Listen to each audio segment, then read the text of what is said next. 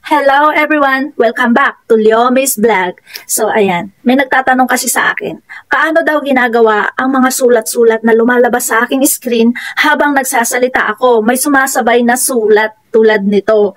So ayan, sasagutin ko ang kanyang katanungan. Kaya ginawa ko ang vlog na to hindi lang para sa kanya, kundi para na rin sa inyo na hindi pa nakakaalam. So, kung interesado po kayo na malaman, matutunan ang bagay na to, ay just keep on watching! So, ayan, wag na po natin patagalin. Simulan na po natin. I-click lang po ang CapCut app and then click New Project. Tapos mapupunta tayo sa gallery. Pili na po tayo dyan ng video na atin pong lalagyan ng caption. Ayan, example, ito po. And then, hanapin lang po natin ang caption. And tapos, pipili lang po tayo dito ng language.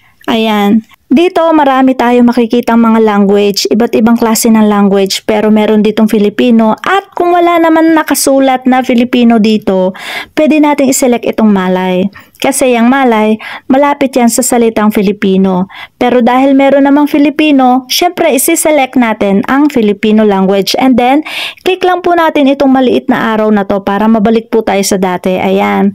So, makikita nyo po dito yung spoken language, Filipino na. Next, magse-select na po tayo ng style ng text. Pero, wag mong ise-select ang may salitang pro kasi may bayad yan. So, ayan, example, ito yung napili nating style. Ayan. Hintayin lang po natin hanggang sa mag 100%. Ayan, so, itry po nating i-play. Hello everyone, this is me, Leomi's Vlog. Na nagsasabing, mag-ingat sa mga feeling close sa'yo ngayon. Dahil next week, may kailangan na yan sa'yo. Ayan, kaso lang minsan kailangan mong i-double check kasi minsan wrong spelling yung mga caption nila. Kung nangyari yun, pwede mo namang i-edit at ilagay kung ano ang tamang spelling. Click mo lang yung part na i-edit natin hanggang sa mag-color white ito, ma-highlight. And then click mo yung lapis. Tapos pwede mo nang i-type kung ano yung correction doon sa maling caption. So ayun, I hope tayo paano meron tayong natutunan para hindi lang tayo puro kalokohan dito kay Leomi's Vlog.